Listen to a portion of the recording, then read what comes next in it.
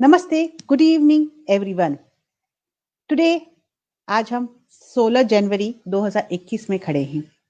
New year is more like closing an old chapter and beginning a new one.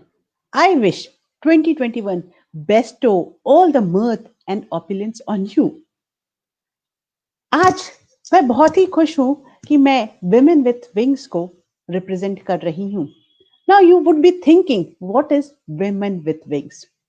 I just want to introduce Women with Wings in very few words. ये एक brain child है या कहो एक सपना है शिफाली सेंगल का, जिन्होंने ये प्लेटफॉर्म तैयार किया है हम सब विमेन के लिए।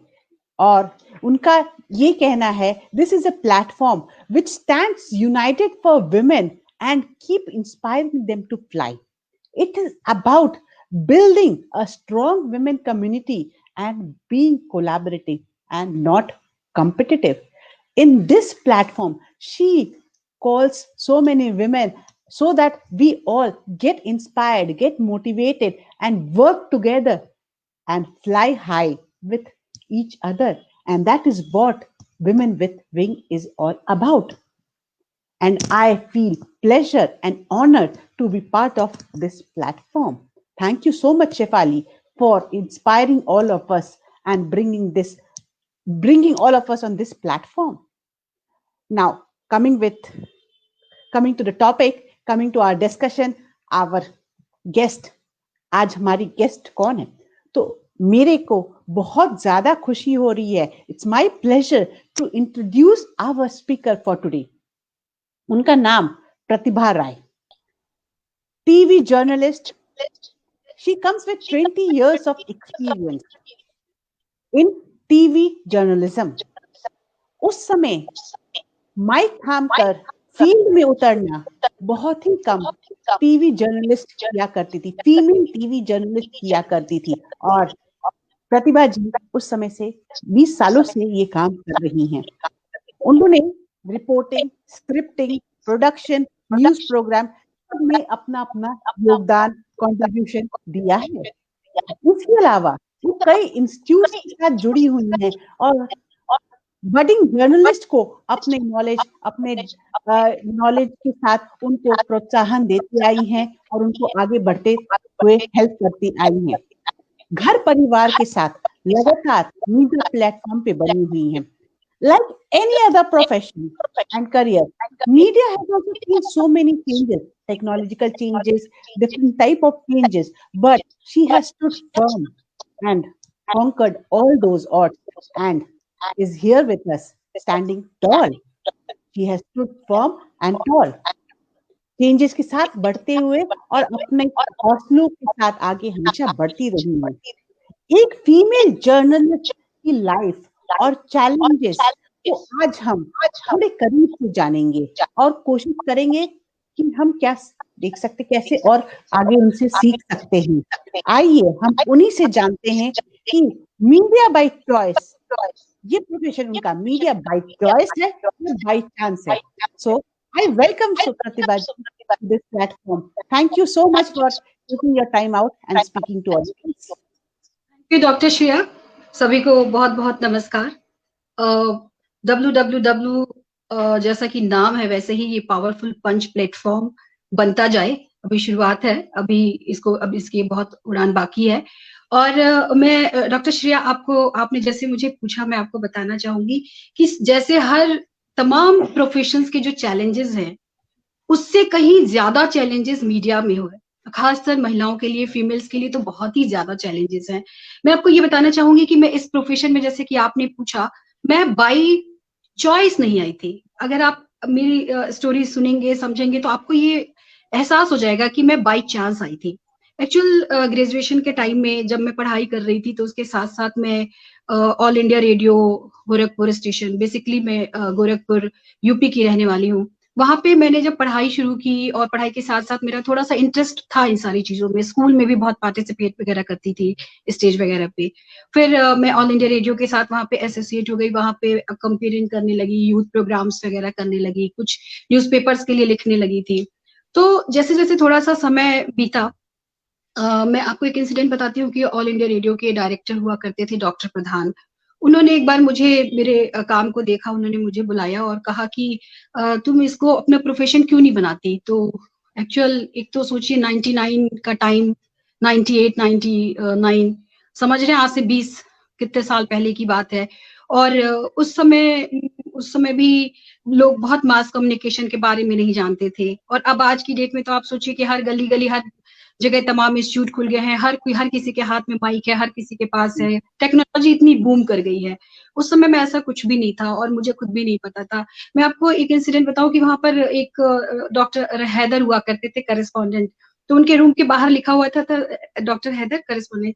मुझे ये नहीं पता था कि करेस्पॉन्डेंट किसे कहते हैं। तो मैंने उनसे पूछा कि ये क्या होता है, क्या करते हैं? फिर उन्होंने मुझे बताया कि हम रिपोर्टिंग करते हैं, कैसे करते हैं, क्या करते हैं। तो डॉक्टर प्रधान ने मुझे मोटिवेट किया कि इसके लिए प्रोफेशनल कोर्स करो और उसके बाद और आगे जाओ, बहुत कुछ इसमें सीखने को और करने को मिलेगा और तुम्हारे अंदर पोटेंशियल है, यू कैन डू। तो मैंने वहां पर IMC Indian institute of mass communication का फॉर्म निकला और ये JNU कैंपस में है, तो वहां पे मैंने अप्लाई किया और रिटर्न देने के लिए मैं लखनऊ आई और मैंने रिटर्न क्लियर किया। और जब मैंने फॉर्म भरा था और रिटर्न दिया था, तब तक मैं बताऊं कि इसी बीच में मेरे लाइफ में बहुत चैलेंजेस आ गए, बहुत चेंजेस आए। मेरी शादी नहीं हुई थी उस समय तक और लेकिन इसी बीच में मेरी शादी तय हुई और जब तक इंटरव्यू का रिजल्ट आता इंटरव्यू के लिए, इसी बीच में मेरी शादी हो भी गई। तो वो वैसे ही हुआ कि जैसे कि चट मंगनी पट ब्याह की तरह।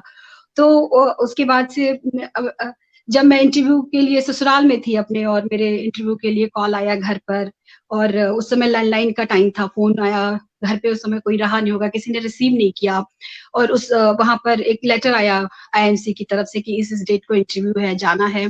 तो मेरा भाई बाई चांस वहां पर गया घर पे, उस वाले घर पे जिस घर पे हम सब रहते थे, तो क्योंकि शादी किसी दूसरे घर से हुई थी। तो वहां पर जब गए तो उसने बोला कि अरे, उसने आके बताया कि अरे आपको पता है आपका यहाँ पे सिलेक्शन हो गया। अब मेरे लिए तो बड़ी अजीब सी सिचुएशन थी कि अभी अभी तुरंत मेरी शादी हुई है, क्या करें, इन लॉज किस तरह के होंगे, वो सपोर्ट करेंगे नहीं करेंगे, हस्बैंड खुद कितना सपोर्ट करेंगे, क्योंकि अरेंज मैरिज थी, मैं जानती भी नहीं थी कि क्या नेचर होगा कैसा। तो लेकिन मैं इस मामले में खुद को बहुत लकी मानती हूँ कि मेरे हस्बैंड ने मुझे पूरा सपोर्ट किया। और मैं इंटरव्यू देने जब आई थी, क्योंकि हम यूपी के रहने वाले हैं और ऊपर ईस्टर्न यूपी के, तो हमारे यहाँ वो चूड़ी पहनना होता है 1 महीने तक और फिर वो सिंदूर, ऑरेंज कलर के सिंदूर होता है, वो लगाना होता है। तो ऐसे गेटअप में मैं इंटरव्यू देने आई थी। तो यहाँ पे JNU में कैंपस के अंदर समझ सकते हैं कि दिल्ली जैसी जगह पे, देश की राजधानी, अलग अलग जगहों के बच्चे आए हुए थे, स्टूडेंट्स आए हुए थे। तो उनके लिए मुझे हो सकता है कि उनको, अगर वो कई लोग अभी होंगे सुन रहे होंगे तो वो रिलेट कर पाएंगे, उनके लिए थोड़ा सा ऑकवर्ड था कि शादीशुदा लड़की आई है इस टाइम पे, इस तरह से। तो उसके बाद से इंटरव्यू हुआ।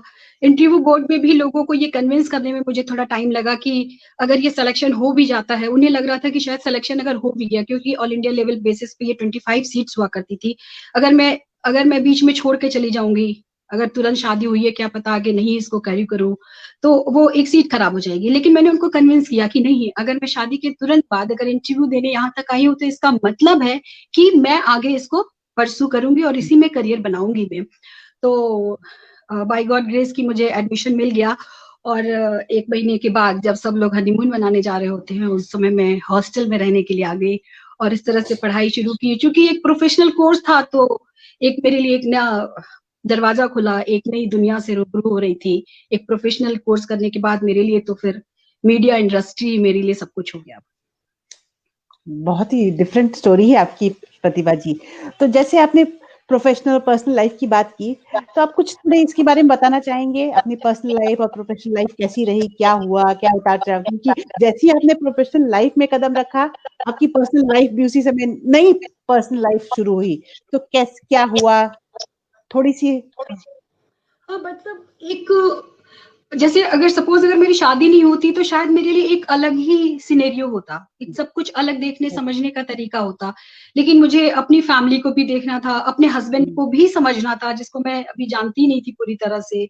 और पढ़ाई भी एक नए तरीके की पढ़ाई थी ना, काम में बीएससी कर रही थी, उसके बाद से मैं मास कम्युनिकेशन करने चली आई। ऊपर से दिल्ली का अलग तरह का एटमॉस्फेयर था, मैं एक छोटे शहर से आई थी, यहाँ पर अलग तरह से ओपननेस थी, अलग अलग जगहों के स्टूडेंट्स आए हुए थे। तो एक कुल मिला जुला करके मेरे लिए कुछ टाइम बहुत चैलेंजिंग था, जिसे आप कह सकते हैं कि उसके साथ कोप अप कर पाना थोड़ा बहुत कई बार मुश्किल भी लग रहा था। लेकिन समय के साथ साथ सब लोगों ने बहुत मुझे कोऑपरेट किया, और चाहे घर वाले हो, चाहे मेरी फैमिली हो, चाहे मेरे लॉज हो, चाहे मेरे हस्बैंड हो, चाहे मेरे भाई बहन हो, सब ने मुझे बहुत कोऑपरेट किया। इनफैक्ट मेरे जो साथ के मेरे पढ़ने वाले थे, उन लोगों ने भी मुझे बहुत कोऑपरेट किया। और इस तरह के साथ करते करते फिर जब हमारा कोर्स खत्म हो गया, उसके बाद से मैंने इंटर्नशिप की। तो इंटर्नशिप, अब आप सोच सकते हैं कि हम लोग गोरखपुर जैसी जगह में थोड़ी दूर भी जाना होता था तो हम रिक्शा लेकर के जाते थे, और यहाँ पर ये बसों में धक्के खा करके, वो भी ब्लू लाइन की बस में, ब्लू मेट्रो भी लाइन। नहीं हुआ करती थी, एक बस चेंज करके दूसरी बस चेंज करके हम इंटर्नशिप करने के लिए नोएडा आते थे, सेक्टर 16 में। तो वो सब कुछ, लेकिन एक प्रोसेस था, उसमें हमने बहुत कुछ सीखा, कैसे टैकल करते हैं, कैसे लोगों को डील करते हैं। मुझे लगता है कि ये सारी चीजें आपको धीरे धीरे स्ट्रांग बनाती हैं, as a women, as a professional. और इसके साथ जैसे आपने बोला कि फैमिली के साथ जो चैलेंजेस आते हैं, बीइंग अ वुमेन किसी भी प्रोफेशन में, कोई भी फीमेल हो, हर किसी को मुझे लगता है कि इस तरह के चैलेंजेस फेस करने ही पड़ते हैं, अगर वो प्रोफेशनल लाइफ में है। और उसके साथ साथ शादी सबकी होनी है, शादी होती है, उसके बाद से आपको फैमिली आगे बढ़ानी होती है, बच्चे होते हैं। जैसे कि मैंने उसके बाद इंटर्नशिप करने के बाद हमने जॉब के लिए, जैसे सब लोग सर्च करते हैं, हम लोगों ने भी जॉब के लिए बहुत कोशिश की। और एज अ रिपोर्टर मैंने ईटीसी में काम करना शुरू किया। Etc okay. News channel bulletin हुआ करता था, उनके मुंबई से वो रन होता था वो चैनल। तो उसके साथ साथ मैंने दिल्ली को पूरा कवर किया, अलग अलग प्लेटफॉर्म पे मैंने बहुत सारी चीजें वहां पर एक्सप्लोर की। हर लोगों का इंटरव्यू लिया, सब बड़े नेताओं के साथ, छोटे नेताओं के, तमाम चीजें मुझे सीखने को मिली, जो मीडिया के दूसरे कलीग्स थे उनसे बहुत कुछ सीखा। और उसके बाद से 2001 में मुझे ईटीवी में मैंने ज्वाइन किया। ईटीवी एक ऐसा प्लेटफॉर्म था, एक नया चैनल शुरू हो रहा था, कि जहां पर जैसे जो नेशनल चैनल थे उसमें तो सिर्फ बड़े बड़े शहरों की खबरें दिखाई जाती थी, अंटिल कोई बड़ा मुद्दा नहीं हो। पर ईटीवी एक ऐसा प्लेटफॉर्म था जहाँ की छोटे छोटे हर गांव शहर की खबरें दिखाई जानी थी। तो और 2002 यूपी इलेक्शन था, और मैं लखनऊ चली गई, दिल्ली से मैं लखनऊ चली गई। हैदराबाद में मेरा इंटरव्यू हुआ था उसके लिए, और वहां पे तो मैं आपको एक चीज और बताना चाहूंगी कि मेरे अंदर रिपोर्टिंग को लेकर के ना, हमें लगता था कि हम जर्नलिज्म में हैं तो हमारे अंदर वो चीज है कि हम दुनिया बदल देंगे, हम वो हर हर चीज को हम फेस कर पाएंगे। लेकिन वो धीरे धीरे समय के साथ बहुत चीजें जब आपके सामने आती है तो आपको लगता है कि नहीं, जो हम सोचते थे, जो आज हम सोचते हैं, उसमें बहुत चेंजेस हैं। और जब मेरा हैदराबाद में इंटरव्यू था तो वहाँ पे एसआर रामानुजन वहाँ पे डायरेक्टर हुआ करते थे। उन्होंने बोला कि तुम्हारी आवाज अच्छी है, यू आर गुड लुकिंग, तो एंकरिंग के लिए ट्राई क्यों नहीं करती, क्यों रिपोर्टिंग करने जाना चाहती हो फील्ड में। तो मुझे लगता था कि नहीं नहीं, वो मेकअप वेकअप करके स्टूडियो में बैठने का काम मैं नहीं कर सकती, मुझे फील्ड में उतरना है, फील्ड में काम करना है, मुझे छोटी छोटी जगहों की स्टोरी उठानी है, लोगों की प्रॉब्लम्स को सामने लाना है। वो एक जज्बा होता है। तो मुझे लगता है कि शुरुआत में हर फील्ड के लोगों के लिए ऐसा होता है। तो ऐसा ही था मेरे साथ। उसके बाद से मैंने जब काम करना शुरू किया, हालांकि अगर अब मैं देखती हूँ 20 साल का ये जो एक्सपीरियंस और सफर रहा मेरा, उसमें अगर मैं देखती हूँ कि अब तो जो लोग स्टूडियो में हैं वही फील्ड में भी जाते हैं, तो ये थोड़ा सा बहुत एक चेंजेस आया, और ये बहुत अच्छा भी है कि आप स्टूडियो में भी वैसे ही काम कर रहे हैं, वैसे ही आप बाहर भी काम कर रहे हैं। ओके। आपने काफी चैलेंजेस, पर्सनल लाइफ के, प्रोफेशनल लाइफ के चैलेंजेस के बारे में बात किया। कोई ऐसा स्पेसिफिक चैलेंज था जिसको आपको लगा कि आपको वो पीछे भी धकेल रहा है, पुश कर रहा है, और आपने उसको कैसे ओवरकम किया, उसके बारे में आप कुछ बात करना चाहेंगी? देखिए, मैं आपको बताऊं कि जब भी कोई फीमेल जब माँ बनती है ना, किसी भी प्रोफेशन में हो, जब वो मदर बनती है तो उसके लिए दुनिया बदल जाती है, उसके लिए लाइफ का वो बच्चा ही होता है। उसको लगता है कि नहीं, अब इसके आगे पीछे कुछ नहीं, वो बच्चा ही मेरी पूरी प्रायोरिटी है, लेकिन एक समय आता है कि आप उससे बाहर निकलते हैं, आपको लगता है कि नहीं आपको कुछ करना है, तो वो जो टाइम होता है ना वो बहुत चैलेंजिंग होता है किसी के भी लिए, क्योंकि देखिए गॉड ने ना एक फीमेल को ही वो एबिलिटी दी है, वो खूबसूरती दी है कि वो माँ बन सकती है, वही बच्चे को फीड कराएगी, वही बच्चे को केयर करेगी। ठीक है, आपके और भी लोग होंगे जो आप उसको रात में देखेंगे, लेकिन माँ जो देखेगी वो कोई और नहीं दे सकता। तो ये वाला जो आपके करियर में जो आता है, ऊपर से जो हम लोग जिस तरह के प्रोफेशन में है, इसमें शिफ्ट की जॉब होती है, जैसे जब मैं रिपोर्टिंग में थी तो सुबह से लेके रात तक का काम होता था, कभी भी बुलाया जा सकता था, कभी भी कॉल आ सकती थी। फिर धीरे धीरे जब बेटी मेरी 5 या 8 महीने की हुई, फिर मैंने फ्रीलांसिंग का काम दोबारा शुरू किया, फिर मैंने अलग अलग चैनल्स ज्वाइन किए, जी में काम किया, फिर उसके बाद से मैं यूपी न्यूज करके चैनल हुआ करता था, वहां काम किया, साधना चैनल में थोड़े दिन काम किया, सहारा टीवी में आई, जी हिंदुस्तान में आई। तो इस तरह से करते करते मैंने अपनी फैमिली के साथ साथ, हाँ बीच में कुछ ऐसा टाइम आया कि मुझे अपने बच्चों को अपने लॉस के साथ रखना पड़ा था, और वो टाइम था, मुझे अभी भी उसके लिए थोड़ा रिग्रेट होता है कि नहीं, लेकिन ठीक है, अगर आपको लाइफ में आगे बढ़ना है, कुछ करना है, तो ये सब। और लेकिन मैं बहुत थैंकफुल हूँ कि उन लोगों ने मेरा पूरा सपोर्ट किया, और टिल डेट की सब मुझे बहुत सपोर्ट करते हैं। तो अगर आपकी फैमिली में देखिए, ये हो सकता है कि मैं ब्लेस्ड हूँ कि लोग मुझे सपोर्ट करते हैं, हो सकता है कि बहुत सी फीमेल ऐसी भी हैं जिन्हें किसी भी तरह का सपोर्ट नहीं मिलता, लेकिन फिर भी वो फील्ड में काम कर रही हैं तमाम चैलेंजेस का। देखिए, जो चमकता हुआ चेहरा दिखता है ना सबको, किसी की सफलता दिखती तो वो आपको सिर्फ वो सक्सेस दिखता है, ये नहीं दिखता है कि उसके पीछे का उसका कितना स्ट्रगल रहा है। तो इस चीज को हमेशा समझने की जरूरत होती है।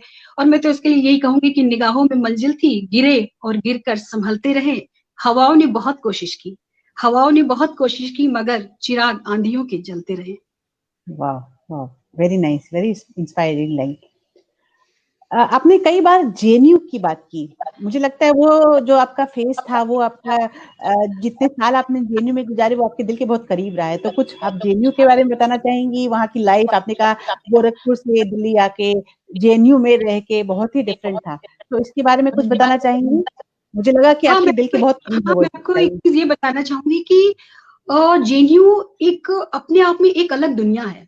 एक वो सिर्फ इंडस्ट्री, वो एक अलग दुनिया है, आपको एक अलग पर्सपेक्टिव है वो पूरा। वहां पर आपको तमाम अलग अलग चीजें सीखने को मिलती है, क्योंकि वहां पर एक अरुणाचल का बच्चा भी होता है, झारखंड का बच्चा भी होता है, यूपी बिहार का बच्चा भी होता है, हर देश भर के बच्चे वहां पर स्टूडेंट्स होते हैं वहां पर जो पढ़ने आते हैं। मैंने लाइफ में आपको बताऊं कि मैंने जेएनयू में पहली बार देखा था कि इतनी बड़ी लाइब्रेरी भी हो सकती है, लाइब्रेरी, कैंटीन, गंगा ढाबा। जो लोग भी जेएनयू कैंपस में एक बार गए हैं, वहां की लाइफ को उन्होंने देखा है, वो रिलेट कर पाएंगे इस चीज को। मेरे लिए बड़ा सरप्राइजिंग होता था, मैं आपको बताऊं श्रेया जी, कि रात के 1 बजे भी हम पराठा खाने पहुंच गए और ढाबा खुला है, वहां हम कर रहे हैं। हमारे गोरखपुर में तो हम 8-9 बजे के बाद कभी बाहर हम कभी रहे ही नहीं, ऐसा ऐसी कंडीशनिंग होती है हर शहरों की। हालांकि अब तो हर जगह बहुत चेंजेस आ गए, लेकिन जेएनयू में आप देख रहे हैं कि लड़के लड़कियां एक जगह बैठकर पढ़ रहे हैं, डिस्कशन कर रहे हैं, तमाम तरह के मूवमेंट्स वहां पर हो रहे हैं, देख रहे हैं। तो ये सारी चीजें आपको बहुत एक्सपोजर देती है। और वो एक, मैं इस बात के लिए हमेशा बहुत रिग्रेट करती हूँ कि वो टाइम पीरियड बहुत कम था। हमारा जो कोर्स था वो 9 मंथ का कोर्स था। मुझे लगता है कि इसको टाइम को और बढ़ाना चाहिए। देखिए, उसमें क्या होता है, 1 महीने 2 महीने तो हम एक दूसरे को समझने में निकाल देते हैं, उसके बाद से कुछ टाइम ऐसा आता है कि उसके बाद से हम जब तक चीजों को समझ पाते हैं तब तक पता चलता है कि हमारे एग्जाम टाइम आ गया, बीच में छुट्टियां होती हैं, कभी दिवाली, कभी दशहरा, कभी किसी चीज की। तो जब तक हम एक दूसरे को समझ पाते हैं, एक दूसरे से रिलेट कर पाते हैं, तब तक पता चलता है कि कोर्स खत्म होने का टाइम आ गया। तो वो बड़ा, मतलब थोड़ा सा लगता है कि थोड़ा सा और होना चाहिए इसको, टाइम और बढ़ना चाहिए उस चीज को। और जेएनयू के बारे में अब क्या कहें। और अभी भी यही कहूंगी कि वो बहुत ही खूबसूरत इंस्टीट्यूट है, बहुत ही प्यारी जगह है, बहुत नेचुरल चीजें हैं वहां पर, तमाम रॉक्स हैं, तमाम आपको एक अलग ही लाइफ मिलती है वहां पर। मुझे लगता है बिल्कुल, कि हर किसी को एक बार जाना चाहिए। बिल्कुल। मैंने भी काफ़ी बार विज़िट किया है और मुझे बहुत ही अच्छी फीलिंग आती है वहाँ जाके। अच्छा, तो हम आगे बढ़ते हैं। जर्नलिज़्म के बारे में एक क्वेश्चन नेक्स्ट है कि कोई ऐसा फ़ेवरेट मेमोरी या कोई favourite incident related to your journalism या कोई फ़ेवरेट यादगार इंटरव्यू जो आज 20 साल हो गए आपको इस जर्नी में, वो अभी भी याद है? कुछ ऐसा खराब हुआ हो या अच्छा, बहुत ही अच्छा, कुछ ऐसा जो अभी भी याद है आपके ज़हन में? हाँ, मैं आपको एक चीज बताती हूँ कि मैंने तमाम पॉलिटिशियंस के इंटरव्यू किए हैं। मैंने नरेंद्र मोदी जी का इंटरव्यू किया ओह! है, उस समय वो, हाँ, बीजेपी ऑफिस में वो ऑफिस बियरर हुआ करते थे, 2000 की बात है। उसके बाद मैंने राजनाथ सिंह, कल्याण सिंह, कलराज मिश्रा, मुलायम सिंह यादव, मायावती जी, तमाम अखिलेश यादव, सारे पॉलिटिकल जो बड़े लीडर्स हैं उनके साथ मैंने 1 to 1 किया, इंटरव्यूज किए, उनके साथ इलेक्शन में कैंपेन में गई, पूरे दिन उन लोगों के साथ मैंने टाइम बिताया। तो वो एक अलग तरह का पर्सपेक्टिव है। लेकिन अगर आज भी मुझे कुछ याद है तो मैं हमेशा मुझे जो ऐसी स्टोरी जो आपके बहुत दिल के करीब होती है, बहुत हार्ट टचिंग होती है, वो सोशल स्टोरीज हैं। लोगों को लगता है कि पॉलिटिकल कनेक्शन बड़े आसानी से बन जाते हैं और बना लिए जाते हैं, लोगों को इंटरेस्ट होगा, लेकिन मुझे हमेशा सोशल स्टोरीज में बहुत इंटरेस्ट रहा और मुझे वही चीजें हमेशा अपील करती रही। लखनऊ में मैंने लखनऊ के नवाबों पे स्टोरी बनाई, चिकनकारी कैसे होती है, क्या क्या प्रॉब्लम्स होती हैं, तमाम कई इंसिडेंट थे जो वहां पे मैंने कवर किए। एक स्टोरी मैं बताती हूँ आपको, एक मनीषा कोइराला की एक फिल्म आई थी, एक छोटी सी लव स्टोरी। तो उस समय शिवसेना के लोगों ने काफी हंगामा किया था, जिस पिक्चर हॉल में लगा था वहां पर काफी तोड़फोड़ मचा दिया था। मैं कैमरा अपनी यूनिट के साथ वहां अंदर पहुंच गई और वो सब कवर कर रही हूँ। जैसे मैंने बोला अपने कैमरामैन को कि कैमरा ऑन करो, देखा कि मेरा कैमरामैन आसपास है ही नहीं और चारों तरफ लाठी डंडे लिए हुए लोग खड़े हैं। मैं एकदम बीच में खड़ी हूँ वहां पर, मुझे समझ में नहीं आ रहा कि अरे कहाँ। फिर मैंने उसको चारों तरफ देखा तो उसने बहुत दूर से मुझे हाथ हिलाया कि मैं यहाँ पर हूँ। बाद में मैंने उसको बहुत डांटा, मैंने कहा इतना अच्छा शॉट्स था, मतलब हमारे शॉट्स का मतलब कि अच्छी विजुअल्स हमें मिल जाते हैं वो टीवी पे दिखाने के लिए।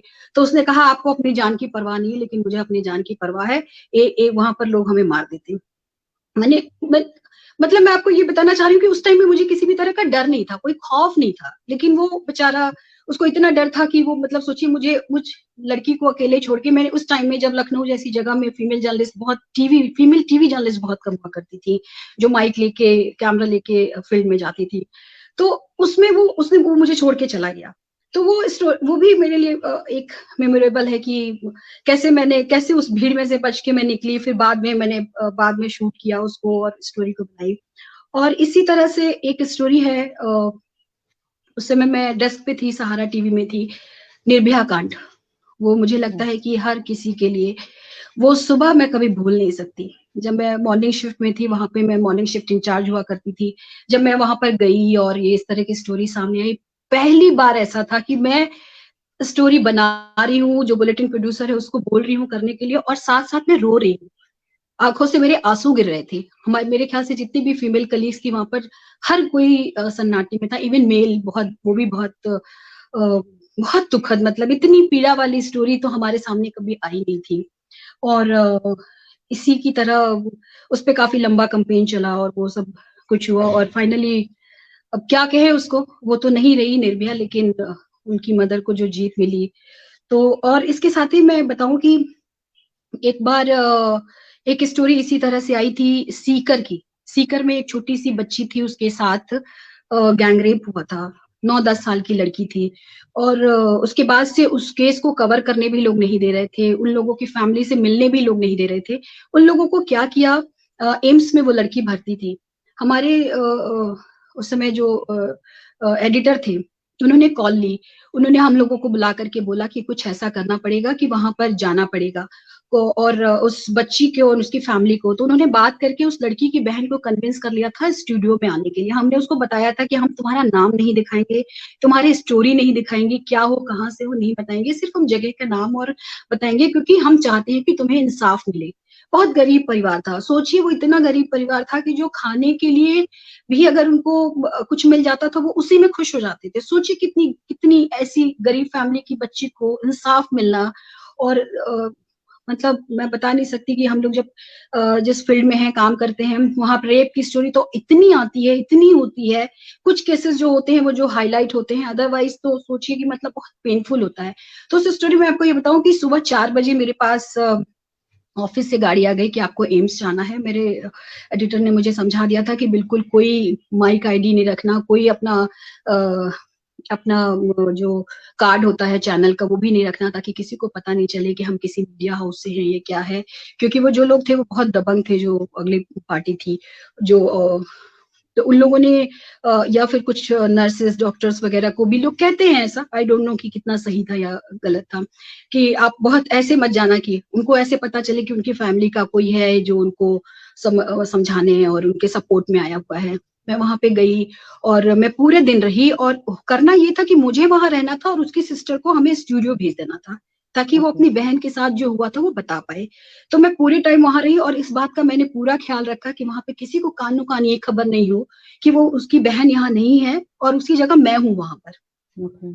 और फिर डॉक्टर आए, जब डॉक्टर ने मुझे उस लड़की की सिचुएशन दिखाई, हॉरिबल, मतलब मैं बता नहीं सकती कि ऐसी सीन जब आंखों के सामने आते हैं ना, तो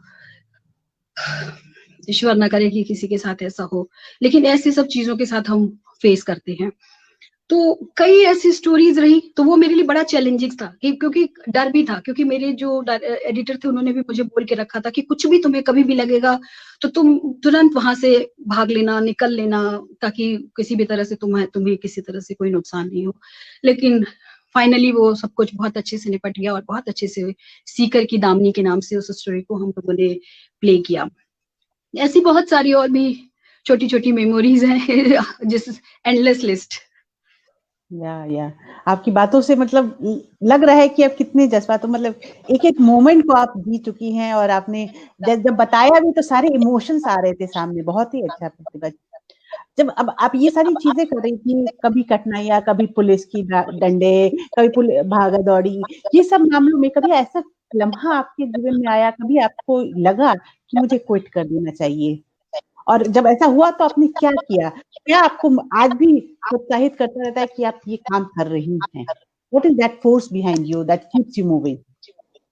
नहीं, अब मैं आपको बताऊं, जब भी मेरे सामने मुश्किल आती है ना, तो वो मुझे और मोटिवेट करता है। ऐसा है कि ओह! जो लोग मीडिया से रिलेटेड है, जो मीडिया में है, वो सब समझते हैं कि किस किस तरह के चैलेंजेस होते हैं। लेकिन मैं आपको बताऊं कि मैंने हमेशा यही सोचा है अ, कि किसी भी मुश्किल को, मतलब किसी भी तरह की प्रॉब्लम्स को, आपको कभी भी डरना नहीं चाहिए, बल्कि उसको और अपना उसको मुझे कहते हैं, उसको कह सकते हैं, आप उसको अपना वेपन बनाओ, हथियार बना लो कि नहीं, अगर ये हुआ तो अब अगली बार इससे लड़ना है मुझे और आगे जाना है मुझे। और इसके लिए है कि हौसले के तरकश में कोशिश का वो तीर जिंदा रखो, हार जाओ जिंदगी में सब कुछ, मगर फिर से जीतने की उम्मीद जिंदा रखो। वाह! वाह! Very inspiring line. हार कर भी उसको जिंदा रखो। वाह! आपने पिछले थोड़ी देर पहले अपने परिवार के बारे में बात किया कि आपको इन लॉ से काफी सपोर्ट मिला, बट फिर भी 2 बच्चे हैं, 2 बेटियां हैं आपको, अभी तो बड़ी हो गई हैं, लेकिन जब वो छोटी थी तो आपने अपने परिवार, काम को कैसे मैनेज किया? काफी कठिनाइयां तो फेस की होंगी आपने, बट बहुत क्या ऐसे बहुत किया?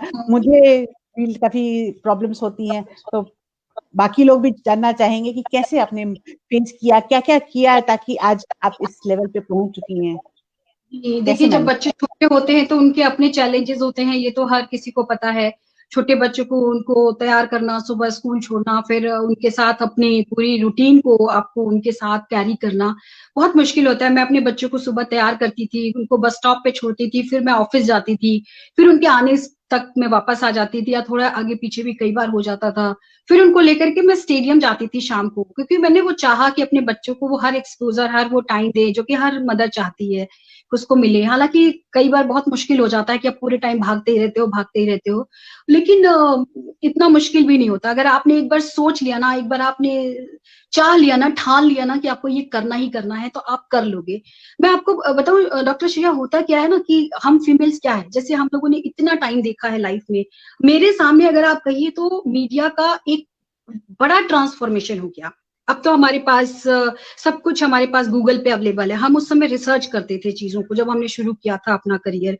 अब हमारे पास हर चीज यूट्यूब पे अवेलेबल है, हम कुछ भी चीज के लिए सर्च कर लेते हैं। हम तमाम ऐसी चीजें हैं। अब क्या है, देखिए, जब हमने करियर शुरू किया था तो उस समय जो न्यूज का फॉर्म था हुँ, वो बिल्कुल न्यूज होता था। हम करेक्ट, हम हम बीजेपी भी हम जो कहती थी वो हम दिखाते थे, हम बीएसपी भी दिखाते थे, एसपी भी दिखाते थे, कांग्रेस भी दिखाते थे। हर किसी का व्यूज जो होता था हम सिर्फ वही दिखाते थे। वेरी सॉरी टू से कि आज जो है हम मीडिया में हम जजमेंटल हो गए हैं। हम हम सिर्फ वही बात कहना चाहते हैं, हम सिर्फ वही दिखाना चाहते हैं जो कि एक चैनल का पर्सपेक्टिव हो गया है, या कुछ लोग उसको जानना चाहते हैं। हुँ, और पोलराइजेशन हो गया है, आप एक तरह से अगर आप कहें तो इस तरह से, तो जिसमें न्यूज खो भी गया है। फेक न्यूज हुँ, पहले हमारे हमारे दिमाग में कहीं फेक न्यूज नहीं था। उस समय कहते थे येलो जर्नलिज्म। येलो जर्नलिज्म एक अलग चीज हुआ करती थी, हमने उसके बारे में पढ़ाई की थी। लेकिन आजकल फेक न्यूज का बहुत आ गया। आपको ऑथेंटिकेट करना पड़ेगा कि ये जो खबर आपके सामने आई है वो कितनी सच है या नहीं है। मेरे ख्याल से हम सब लोग इससे कई बार परेशान भी हो जाते हैं, हर कोई आम व्यूअर्स भी इससे बहुत परेशान हो जाता है। और इसके साथ साथ मैं आपको एक चीज ये भी बताऊं कि जैसे कि अब पहले के टाइम में हम सिर्फ फील्ड में काम करते थे, अब जो है फीमेल या हो या मेल हो, कहीं भी रिपोर्टर्स का काम बहुत कम हो गया है, एजेंसीज हो गई हैं बहुत सारी, और यूट्यूब पे चीजें जो अवेलेबल हैं। हम पहले जब हम न्यूज पे काम करते थे तो उस समय में ये नहीं था कि सिर्फ पाकिस्तान दिखाना है आपको, सिर्फ ये नहीं था कि हमें ट्रम्प क्या है, अमेरिका में क्या हो रहा है, कोई मतलब नहीं था, चीन क्या कर रहा है, कोई मतलब नहीं था। हम अपने कंट्री की चीजें दिखाते, उसका एक अलग बुलेटिन हुआ करता था, वर्ल्ड की खबरों का एक अलग बुलेटिन होता था, एंटरटेनमेंट का अलग होता था। लेकिन अब ये सब खत्म। आपको याद होगा कि पहले दूरदर्शन पे जसपाल भट्टी आता था, वो करेक्ट, हाँ। एक इंटरटेनिंग सा प्रोग्राम होता था और लोग उसको हम्म, उसको देखते थे और उनको अच्छा लगता था, क्योंकि वो हमारे आसपास की चीजों को, अब क्या है, अब भी हम बना रहे हैं उस तरह के प्रोग्राम, लेकिन हम क्या है, हर जगह आपको माइक और कैमरा लगा हुआ है, तो कोई फनी मोमेंट्स वाली वीडियोस दिख रहे, चेंजेस आए हैं, तमाम चेंजेस आए हैं। और फीमेल जो फील्ड में काम कर रही है, लोगों क्या समझते हैं, उनको क्या देखते हैं, जो कुछ नाम है, कुछ चेहरे हैं जिनको वो समझते हैं कि यही जर्नलिज्म है, यही रिपोर्टर है, यही सब कुछ है। मैं आपको एक चीज बताऊं कि ये जो सामने दिखता है, इसके पीछे एक बहुत कुछ काम हो रहा होता है। जो सामने करेक्ट। रिपोर्टर दिख रहे हैं आपको, जो सामने एंकर दिख रहे हैं आपको, उसके पीछे एक बड़ी टीम होती है, एक बड़ा सिस्टम काम कर रहा होता है, तब वो चीजें पूरा फुल पैकेज में आपके सामने सामने नजर आता है।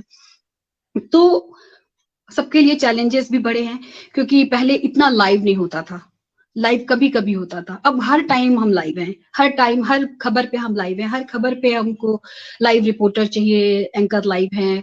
तो उसके लिए क्या है, आपको हर मिनट अप टू डेट रहना है, आपको हमेशा अपने जो एंटीना है उसको तैयार रखना है कि कहीं से भी कुछ आए आप उसको तुरंत ग्रास्प करिए और उसको आप तुरंत डिलीवर कर दीजिए। तो इस तरह के बड़े चैलेंजेस आए हैं, और मुझे लगता है कि मीडिया का जो ये पूरा टाइम है, ये सैचुरेशन टाइम पे सैचुरेशन है ये मीडिया का। मे बी कि कुछ और इसमें और चेंजेस अभी आने वाले टाइम में आएंगे। ओके।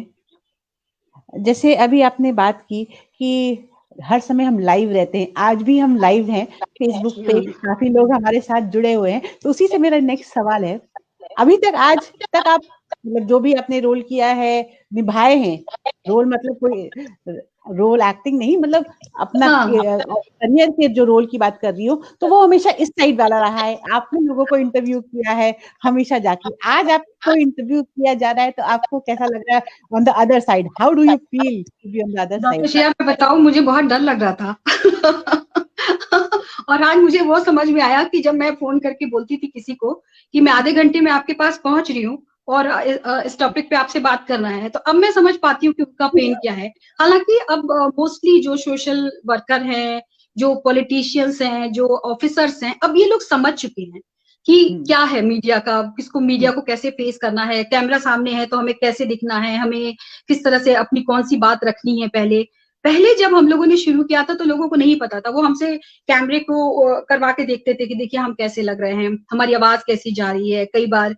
तो उस इतना सब कुछ नहीं था, लेकिन अब इस कुछ टाइम में इतना चेंजेस आ गया है कि हर किसी को पता है। अब ये लोग, पहले होता था कि हम किसी का इंटरव्यू लेते थे तो उनको लगता था कि हमने जितनी बात कही वो पूरी बात वो दिखाई जाएगी, जबकि ऐसा होता नहीं था। हम 2 मिनट की स्टोरी में उनकी एक छोटी सी बाइट, जो सबसे इंपॉर्टेंट बात कही होती थी, वो बाद में धीरे धीरे ये सब समझने लगे कि बाइट होती है। वो हमसे कहने लगे कि अच्छा आपको बाइट चाहिए, तो तब वो इंटरव्यू नहीं था, तब वो बाइट हो जाता था। लेकिन हमेशा दूसरों से जो आप जब कर रहे होते हो कोई काम, तो कैमरे के उस तरफ होना और कैमरे के सामने होना, ये तो थोड़ा तो चैलेंजिंग है। तो डॉक्टर श्रेया मुझे अच्छा भी लग रहा है, और थोड़ा सा नर्वसनेस भी थी शुरू में, लेकिन अब नहीं है। ओके। आपने अभी जब बात की जर्नलिज्म के बारे में, आपने एक वर्ड यूज किया, जो मीडिया प्रोफेशनल है, जर्नलिस्ट, जर्नलिज्म वाले हैं वो तो समझेंगे, बट मेरे जैसे लोग, बाकी काफी और लोग जुड़े हमारे साथ, येलो जर्नलिज्म, ये इसके बारे में थोड़ा सा बताएंगे आप हमें कि क्या होता है एग्जैक्टली येलो जर्नलिज्म? क्योंकि येलो जर्नलिज्म अब नहीं रहा, मतलब रहा है या उसका उसका नाम बदल गया, आप ऐसे कह सकते हैं। जैसे कि क्या होता था कि कुछ खबरें होती थी कि हम बिल्कुल फ्रंट पे उसको आकर के बताते थे और समझाते थे। कुछ चीजें ऐसी होती थी कि जिसको हम जिसको हम ये कहें कि हम उसको पेड न्यूज कह सकते हैं, कि हमने उस खबर को दिखाने के लिए, चाहे वो गलती हो या उसके फेवर में हो, किसी इंस्टीट्यूट के फेवर में हो, किसी गवर्नमेंट के फेवर में हो, किसी पर्सन के फेवर में हो, तो वो पैसे लेकर के जब हम किसी चीज को दिखाते थे, ये चीजें पहले बहुत खराब मानी जाती थी। एक समय की, पुराने के टाइम की बात है, जब जिस समय जर्नलिज्म एथिक्स की बात होती थी, तो उस समय तो इसी को येलो जर्नलिज्म कहते थे। इस तरह Okay. में और भी चीजें, आप उसके बदले में आपने कुछ और अपना काम करा लिया, लेकिन अब तो सब कुछ गिव एंड टेक का मामला है। अब ऐसा Okay. कुछ कोई एथिक्स नहीं रहा इन सब चीजों को लेकर के, और इसके लिए बहुत एक बड़ा प्लेटफॉर्म भी इसके लिए डेवलप हो गया है। तो Okay. बहुत मामलों में बहुत चेंजेस जब आए, तो जैसे कि हमारी लाइफ में तमाम चेंजेस आए हैं, हमारे जो लाइफ वैल्यूज हैं उसमें बहुत चेंजेस आए हैं, तो उसी तरह से इसमें भी बहुत सारे चेंजेस आए हैं। तो जैसे कि आपको डॉक्टर श्रेया ये बताऊं कि आपको सबको लगता होगा कि जो मीडिया है उसमें कैसे काम होता है, कैसे चीजें होती हैं। आप जो सामने देखते हैं टीवी स्क्रीन पे, इसके लिए एक इनपुट होता है, एक आउटपुट होता है। इनपुट वो होता है जिसमें रिपोर्टर्स होते हैं, वो बाहर से खबरें लाते हैं या कहीं और एजेंसी से खबरें वो इकट्ठा करते हैं। जो आउटपुट होता है उसमें उसको फाइनल पैकेजिंग करके उसको डिलीवर किया जाता है। एंकर जो होता है वो स्टूडियो में होता है और या फील्ड में होता है, या आपके आजकल तो न्यूज फ्लोर पे भी होने लगे हैं, तो न्यूज फ्लोर पे होता है।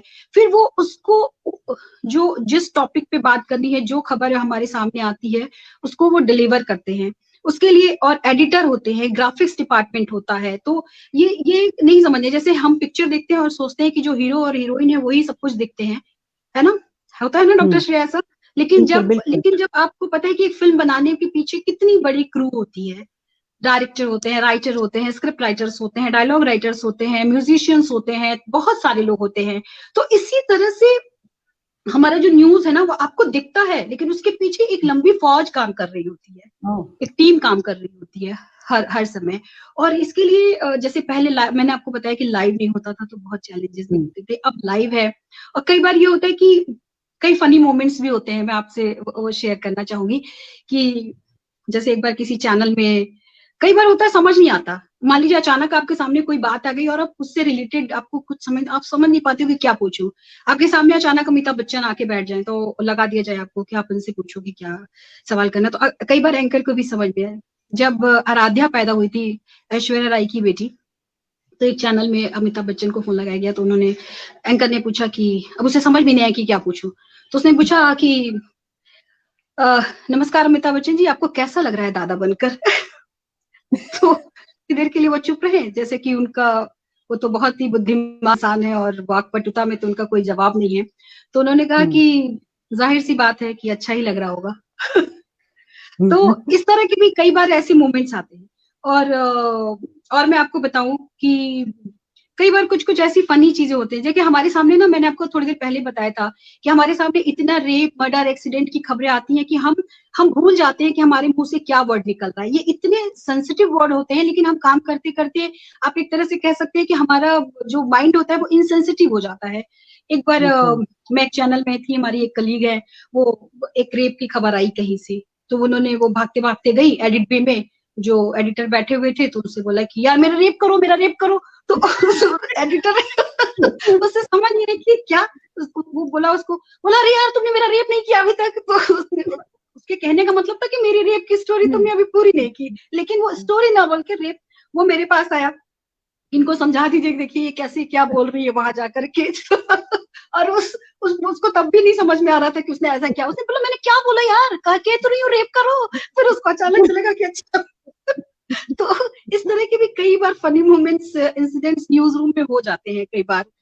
और एक बार आपको बताऊं कि एक न्यूज चैनल में एक एंकर, तो देखिए क्या होता है ना, हम अवेयर नहीं होते बहुत सारी चीजों से, हुँ, कई बार गलती से भी हो जाती है, कई बार हम जानते ही नहीं है तो फिर उससे भी हो जाती है। तो इस एंकर ने, श्रीनगर में आतंकवादी हमला हुआ, लाइव लगाया गया, तो रिपोर्टर को फोन लगाया गया, वहां से रिपोर्टर लाइव खड़े हो गए, उन्होंने पूछा कि, वो बताने लगा, रिपोर्टर पूछे कि जी बताइए क्या हाल है वहां का, कैसे कैसे क्या आतंकवादी घटना हुई, तो उसने बताया। फिर पूछा अच्छा उसके पास क्या क्या मिला, तो रिपोर्टर ने उधर से बताया कि उनके पास कारतूस मिला, उनके पास हथियारों का जखीरा मिला, मैगजीन मिला। तो अब एंकर को समझ में नहीं, मैगजीन, मैगजीन क्या होता है, तो उसने उससे पूछा अच्छा कौन सी मैगजीन थी उनके पास, वो क्या गृह शोभा पढ़ रहे थे या मेरी क्या, कौन सी, वो लिटरल मैगजीन उसने समझ लिया। तो ऐसा ऐसा भी हो जाता है कई बार, जब तक आप समझते हो क्या रे हो, तब तक तो लाइव में बहुत सारी चीजें निकल जाती हैं, हो जाती है, खत्म हो गई वो कहानी और चीजें वायरल हो जाती हैं। और कई बार जो आपका जो प्रेजेंस ऑफ माइंड है ना, वो भी बहुत काम करना चाहिए इस फील्ड में, वो भी तब जब आप एकदम कैमरे के सामने हो।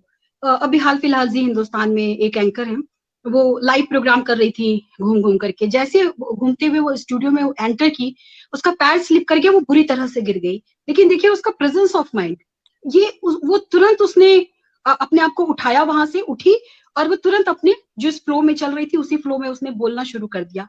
तो ये एक बहुत एप्रिसिएशन वाली बात है। होता क्या है कि ये तुरंत चीजें आजकल तो देखिए वायरल हो जाती हैं, चीजें छोटी छोटी कैप्सूल बन जाते हैं, उसके वायरल हो जाता है और वो सिर्फ वही दिखाते हैं कि देखो ये गिर गई और ऐसा। लेकिन वो गिर के उठी और वो उसने अपने फ्लो को तोड़ा नहीं, जिस प्रोग्राम को वो कर रही थी वो प्रोग्राम कहीं से इधर से उधर नहीं हुआ। तो इस तरह की भी जो प्रेजेंस ऑफ माइंड है, जो आपका, जो आप क्या कह सकते हैं उसको, कि आपको जो क्विक डिसीजन लेने होते हैं, ये आपको आना बहुत जरूरी होता है इस फील्ड में। तो कह सकते हैं कि यहाँ पर हर कदम पे एक चैलेंज है। ओके, अभी आपने अपने चैलेंजेस और मीडिया के बारे में बताया कि काफी चेंजेस हुए हैं, तो उसी से रिलेटेड एक क्वेश्चन आया है। हमारे जो साथ में जुड़े हैं लोग, उनमें से एक क्वेश्चन पूछा है उन्होंने, what is that one thing you would like to change about transformation of media? जो भी चेंजेस हुए हैं उसमें से क्या एक चीज है जो ट्रांसफॉर्मेशन हुई है मीडिया की, उसमें से आप चेंज करना चाहेंगी, वापस जाना चाहेंगी या नया मैं लेना तो चाहेंगी? यही चाहूंगी, मैं आज भी यही विश करूंगी कि हम सिर्फ खबर पे बात करें। मैं आज भी ये चाहूंगी कि जो न्यूज है वो पब्लिक तक, जो हमारे व्यूअर्स है उस तक सिर्फ वो न्यूज पहुंचे, उस न्यूज को टेढ़ा करके मेढ़ा करके अलग तरीके से प्रेजेंट करके उसमें मसाला लगा के और उसको अलग अलग तरीके से कन्विंस करते हुए कुछ और पर्सपेक्टिव में ना हो। मैं आज भी सच में, मैं दिल से ये चाहती हूँ कि जब हम, जिस समय हमने रिपोर्टिंग करियर को, हमने जर्नलिज्म करियर को शुरू किया था, वैसे ही चीजें, वैसे ही कि हम सिर्फ खबर पे बात करें, खबर पे डिस्कस करें। अगर वो समय लौट आए तो इससे अच्छा कुछ हो ही नहीं सकता। ओके, तो इसी से रिलेटेड दूसरा भी क्वेश्चन आया है हमें। वो कहते हैं कि do you think media has turn into A mouthpiece? कह सकते हैं, तो कह आप सकते हैं। अग्री करेंगे इससे? ओके, अब तो ये दो करना पड़ेगा, क्योंकि देखिए मैंने आपको बताया ना, पोलराइजेशन इतना हो चुका है। जो चीज हो सकता है कि मैं कह रही हूँ वो अभी अभी हो सकता है कि थोड़े टाइम मेरे सामने सामने ही बहुत सारे लोग उसके अगेंस्ट हुए हो कि नहीं नहीं ऐसा नहीं है, लेकिन ये मेरा पर्सपेक्टिव है ना, ये मेरा व्यू है। आप मेरे व्यू को, मेरे पर्सपेक्टिव को समझिए, उसको उसी तरह रहने दीजिए, उसको उसमें इफ बट मत लगाइए कि ऐसा है वो वैसा है। ये मेरा नजरिया हो सकता है, आपका नजरिया कुछ और हो सकता है, एक केरल में बैठे हुए इंसान का नजरिया कुछ और हो सकता है, एक लखनऊ में बैठे हुए इंसान का नजरिया कुछ और हो सकता है ना। लेकिन मिला जुला करके सारी चीजें जो होनी चाहिए वो सच होनी चाहिए। मैं हमेशा अभी भी इस बात की उसमें फेवर में रहती हूँ कि जो सच खबर है, जो सही खबर है, वही आम आदमी तक पहुंची, जो ताकि उसको कहीं से मिसगाइड नहीं किया जा सके। ओके, अब मेरा अगला सवाल ये है कि आप इतनी सारी चीजें करती हैं, स्क्रिप्टिंग, जर्नलिज्म, प्रोडक्शन, बच्चों को मैनेज करना, घर को मैनेज करना, इतनी सारी चीजें आप कैसे कर पाती है प्रतिभा जी? राइटिंग भी करती हैं।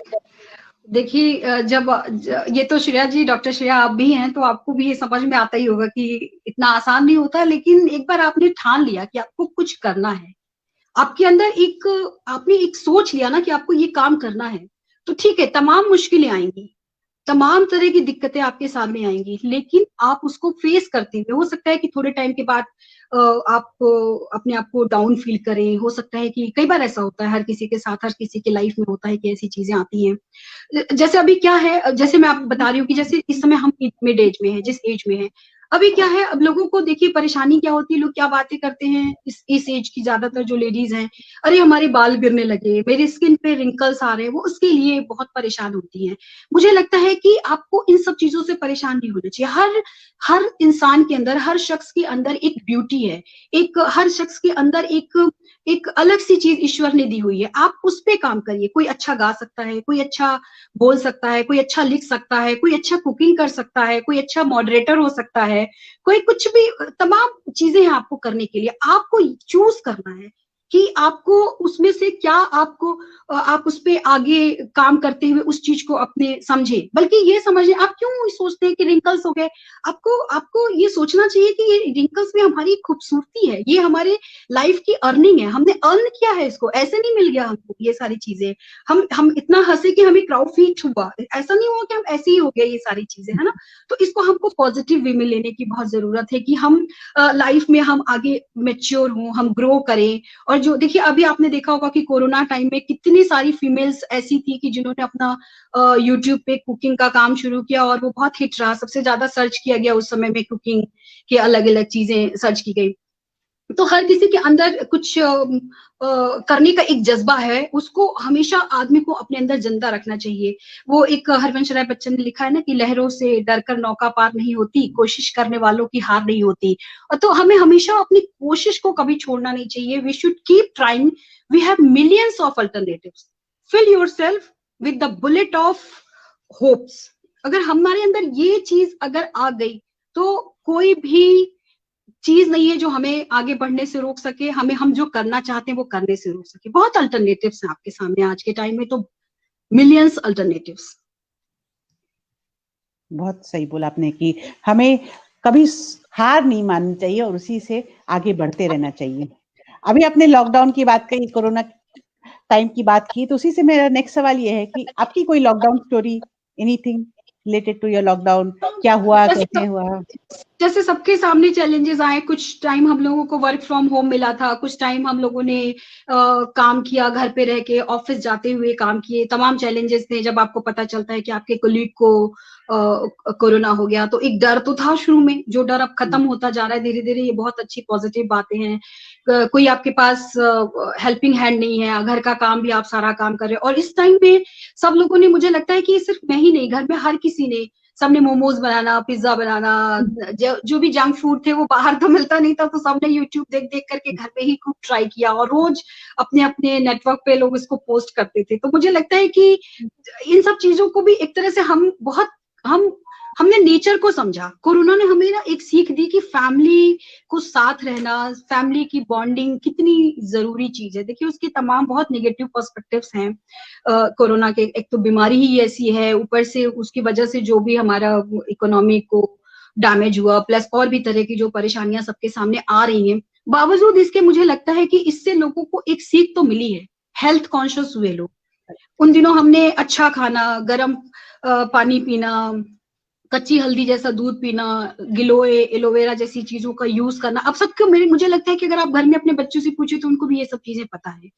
तो ये सब चीजें हम लोगों ने, हाँ, हम लोगों ने इस चीज को एक्सप्लोर किया, इस चीज को सीखा, तमाम नई चीजें सीखी। जैसे ये वुमेन्स विद विंग से भी मैं ऐसे ही जुड़ी। मैंने एक पिंकी दत्ता मैम है, उनसे जुड़ करके, स्क्वाड्रन लीडर डिम्पल रावत है, उनसे जुड़ करके मैंने ये चैंटिंग सीखा, बुद्धिज्म सीखा। ये सारी चीजें हमने अलग अलग चीजें एक्सप्लोर की। तो मैं बहुत थैंकफुल हूँ उन लोगों की जिन लोगों ने मेरी लाइफ में कुछ और अच्छा करने के लिए मैं बहुत ऊपर वाले की शुक्रगुजार हूँ कि ऐसे लोग मेरे लाइफ में आए और ऐसे और अच्छे अच्छे लोग आते रहे। शेफाली से मुलाकात हुई, अब आप डॉक्टर श्रेया, आपसे भी मुलाकात हुई। तो ऐसे तमाम चीजें हमारे सामने आई जिसको लेकर के हमने एक नया पर्सपेक्टिव समझा, देखा, और हम कुछ और नया करने की तरफ बढ़ रहे हैं।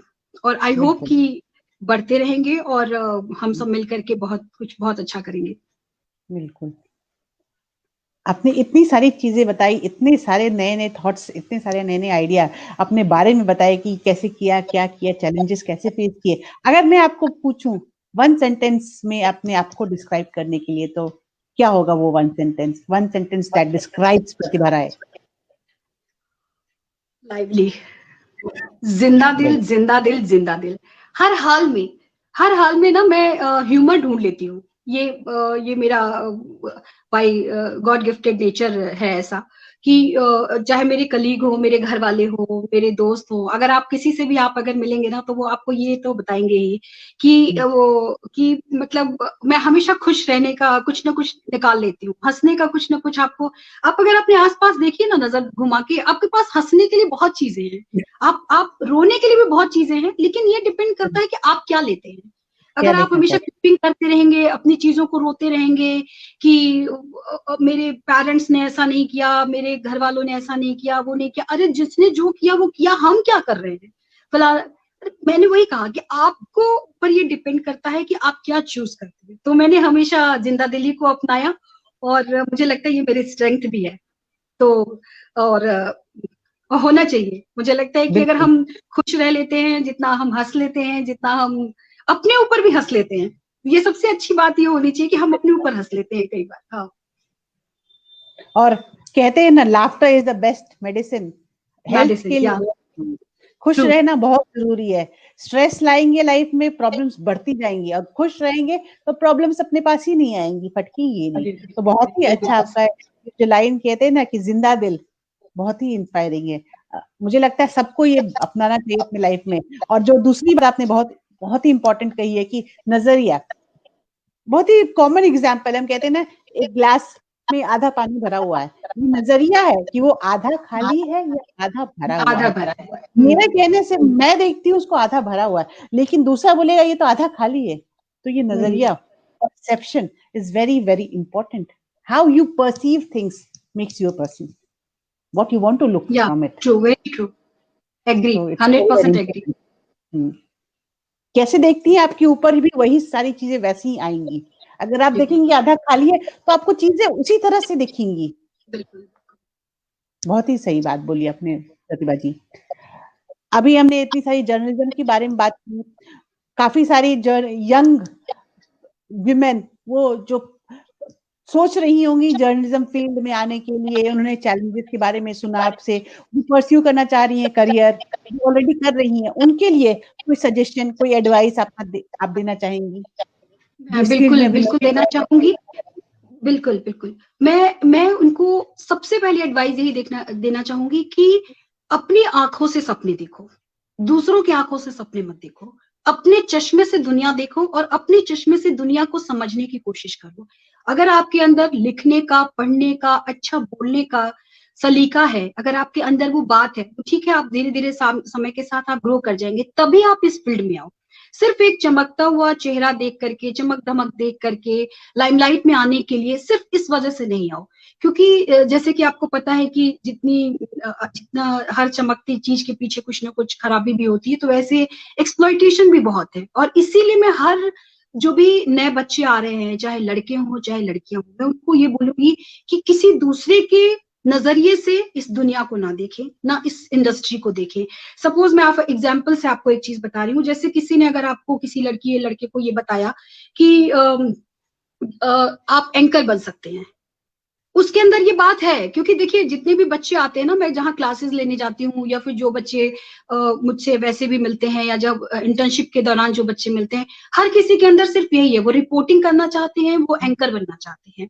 वो ग्राफिक्स नहीं सीखना चाहते, वो स्क्रिप्टिंग नहीं करना चाहते, वो एडिटिंग नहीं करना चाहते। बहुत कम बच्चे होते हैं, मैं सबकी बात नहीं करी, पर ज्यादा जो परसेंटेज है वो लोग सबको एंकर और रिपोर्टर ही बनना है। क्योंकि उनको लगता है कि हम कैमरे के सामने आ गए तो दुनिया मुझे पहचान जाएगी, रातों रात हम अमिताभ बच्चन और शाहरुख खान बन जाएंगे। ऐसा होता नहीं है, जबकि कुछ ही चेहरे होते हैं कि जो लंबे समय तक टिके रह पाते हैं। आपके अंदर मेहनत, आप अच्छा लिखेंगे, बोलेंगे, करेंगे। मैं आपको बताऊं, जो टीवी जर्नलिस्ट, आप जितने कुछ लोगों को आप जानते होंगे, इससे बहुत तमाम महिलाएं हैं, हर एज की, इवन 80 प्लस एज की फीमेल हैं, जो बहुत अच्छा लिख रही हैं, न्यूज़पेपर्स में, मैगजीन्स में, ब्लॉग्स में, बहुत अच्छा काम कर रहे हैं अलग अलग। लेकिन उनको लोग नहीं जानते, बट वो they are doing very well, वो बहुत अच्छा काम करे। तो मैं इन बच्चों से यही कहना चाहूंगी कि अगर आपको कोई झांसा दे करके, आपको बहला फुसला करके आपको कोई कुछ समझाता है, वो मत समझिए। आपके अंदर जो जज्बा है, जो आपके अंदर के जो टैलेंट है, सिर्फ उस पर आप भरोसा करिए और उसी के आगे सहारे आगे बढ़िए। और देखिए, हर जगह ये होता है, इस तरह से होता है कि कुछ लोग गलत रास्ते से आगे बढ़ने की कोशिश करते हैं, तमाम तरह, हर फील्ड में मुझे लगता है। क्योंकि मीडिया इंडस्ट्री और फिल्म इंडस्ट्री कुछ अलग तरह की होती है, तो उसमें कुछ और भी ज्यादा है ऐसी चीजें। लेकिन ठीक है, कुछ लोगों की वजह से पूरी इंडस्ट्री वैसी नहीं हो जाती है। कुछ लोग, लेकिन ऐसे लोगों के लिए भी कितना लंबा है वो समय, 2 साल, 4 साल, 5 साल, उसके बाद व्हाट नेक्स्ट? कब, कितनी बार आप किसी को आप ऑब्लाइज करोगे? उसकी भी एक लिमिट होती है। तो इसलिए आप अपने पे, अपने टैलेंट पे भरोसा करें, और आपको लगता है कि आप ये काम कर सकते हैं तभी करें, और हमेशा दुनिया को अपने चश्मे से देखें। बिल्कुल, बहुत ही सही सोच है। सो जो भी young journalist, young ladies, young women, women, man जो भी सुन रहे हैं और जर्नलिज्म परस्यू करना चाहते हैं, तो प्रतिभा जी का कहना है कि अपने नजरिए से देखें, अपने चश्मे से देखें, दूसरों की सोच में ना जाएं। तो thank you so much. Now any message for our audience जो आज हमारे साथ जुड़े हुए हैं? हमारे पास कुछ ही समय बचा है, इसलिए मैं पूछना चाहूंगी, any message you would like to give to our audience? Audience में मुझे लगता है कि ज्यादातर तो फीमेल ही होंगी, और हर फीमेल की एक वही कहानी होती है कि दिल की रोशनी ख्वाबों को बनाने में गुजर गई, रात बच्चों को सुलाने में गुजर गई, जिस घर में मेरे नाम की तख्ती भी नहीं, सारी उम्र उस घर को सजाने में गुजर गई। ये सारी महिलाओं के साथ है, सब अपने घर को बनाने में पूरी ताकत, चाहे पहले था अब था, हमेशा लगाते हैं, करते हैं।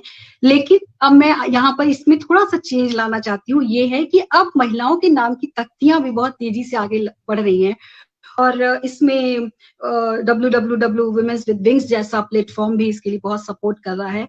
और एट द लास्ट में यही कहना चाहूंगी कि जिंदगी हर कदम एक नई जंग है, जीत जाएंगे हर जंग जो WWW संग है। विमेन विद विंग्स के संग है। आपने तो मूवी के डायलॉग्स, पोयम, वाव, कितनी सारी चीजों को बोला था। वेरी इंस्पायरिंग प्रतिभा जी।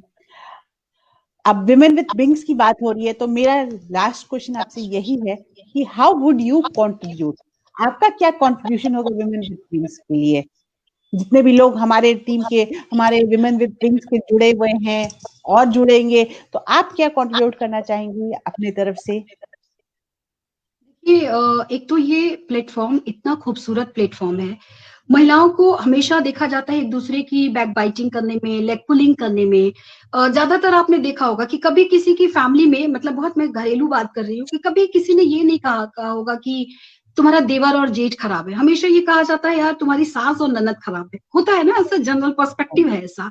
लेकिन ये जो WWW विंग है ना, ये एक अलग ही प्लेटफॉर्म है। मैं I am very thankful to Shefali doctor और doctor Shreya, you also, I am very thankful to Dimple ji कि उन्होंने मुझे इससे एसोसिएट किया। यहाँ पे हर कोई एक दूसरे का जो पोटेंशियल है उसको बाहर निकालने का काम करता है। तो मैं आज ये बोलना चाहूंगी कि मेरी तरफ से किसी भी प्लेटफॉर्म पे किसी भी तरह की कोई भी हेल्प हो सके, अगर मुझसे रिलेटेड कोई भी चीज अगर कोई सीखना चाहे या कहीं मेरी जरूरत पड़े, तो मैं ऑल टाइम मैं आप लोगों के साथ हूँ।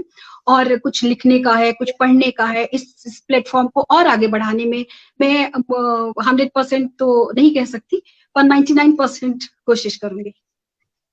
बिल्कुल, और जैसे आप ही कहती हैं कि कोशिश हमेशा करते रहना चाहिए ताकि हम हमेशा आगे बढ़ते रहें। Keep trying. बिल्कुल। तो thank you so much Pratibha ji हमारे साथ जुड़ने के लिए और विमेन विद विंग्स के साथ जुड़ने के लिए स्पेशली। तो बिफोर, हाँ प्लीज, आप कुछ बोल रही थी। थैंक यू डॉक्टर श्रेया कि आपने मुझे लगता है कि इतनी मेरे बारे में बातें शायद बहुत सारे लोगों को नहीं पता होगी, जो आज आपने इस प्लेटफॉर्म के जरिए मेरे दोस्तों, मेरे रिश्तेदारों, मेरे जाने वालों के तक पहुंचाया। और मैं फिर वही एक बार कहूंगी कि निगाहों में मंजिल थी, गिरे और गिरकर संभलते रहे, हवाओं ने बहुत कोशिश की, हवाओं ने बहुत कोशिश की, मगर चिराग आंधियों में जलते रहे, और ये चिराग WWW की तरफ से हमेशा ही जलना चाहिए। और इसमें जो भी तो कहते हैं ना, चिराग जलने के लिए तेल की जरूरत होती है, वो हर तेल डालने का काम जितना मुझसे बन पाएगा वो मैं जरूर करूंगी। और हम सारे विमेन विद विंग्स के मेंबर सारे करते रहेंगे तेल में डालने, दिए में तेल डालने का काम कि ये दिया हमारा हमेशा जलता रहे। ये अगेन हमारा सुपर मूवमेंट था। लाइव प्रोग्राम है। Okay, so thank you so much Pratibha ji हमारे साथ जुड़ने के लिए। और मैं सबको बताना चाहूंगी कि जो हमने बातें की, कुछ इंपॉर्टेंट चीजें जो प्रतिभा जी की जर्नी के बारे में है वो मैं बताना चाहूंगी। इन्होंने हमेशा सर्विस को आगे रखा सेल्फ से। बहुत सारी चैलेंजेस आए, कभी डंडे, कभी पुलिस, कभी कुछ, लेकिन हमेशा काम को आगे उन्होंने रखा। Service before self. काफी चैलेंजेस आए, तो मैंने उनसे पूछा क्या प्रॉब्लम्स, कैसे आपने उनका सामना किया? तो उन्होंने बोला कि प्रॉब्लम्स को मैं हमेशा वेपन की तरह यूज करती थी और वो मुझे हमेशा मोटिवेट करता था आगे जाने के लिए। डेडिकेशन के साथ उन्होंने सारे चैलेंजेस को फेस किया और उसी प्रॉब्लम्स, उसी चैलेंजेस को हथियार बनाकर उसको हमेशा आगे पार करके आगे बढ़ती गई प्रतिभा जी हमारी। उन्होंने ये भी कहा कि उनका एक मोटो, एक लाइन अगर है, वो है जिंदा दिली, जिंदा, लाइवली लाइवली लाइवली, ह्यूमर लेके आना। अगर वो नहीं रहा तो वो उनकी लाइफ नीरस हो जाएगी। तो वो हमेशा जिंदा दिली पे विश्वास रखती हैं। वो जो people, young professional who are pursuing journalism, उन्होंने उनके लिए मैसेज दिया कि अपनी आंखों से सपने देखो, अपनी आंखों से देखो दुनिया को, न कि दूसरों के दृष्टिकोण से। अपने हिसाब से देखना सीखो, परसेप्शन अपने हिसाब से बनाओ। तो उसके ऊपर take things always in a positive manner. Negative चीजें बहुत होंगी आसपास, लेकिन हमेशा पॉजिटिव चीजों को देखो। Always work on your strengths. हमारे अंदर कोई ना कोई, मैं बोलूंगी एक नहीं, दो नहीं, बहुत सारे स्ट्रेंथ्स हैं। और प्रतिभा जी ने उसी पे बात की कि हमें अपने स्ट्रेंथ्स पे काम करना है। और हम जितने भी विमेन हैं, हमारे में तो बहुत ही स्ट्रेंथ्स हैं। तो we have to focus on working on our strengths and taking it out. Fill yourself life with, उन्होंने एक लाइन बोली, fill your life with so many bullets of hope that nothing seems to be impossible. So keep trying, keep trying, keep trying. And उसी के साथ आज हम अपना ये प्रोग्राम एंड करते हैं। So thank you so much प्रतिभा जी हमारे साथ जुड़ने के लिए। Thank you WWW. Thank you so much. Thank you all the viewers for joining us, asking questions, and please join in our community. Thank you so much. Thank you.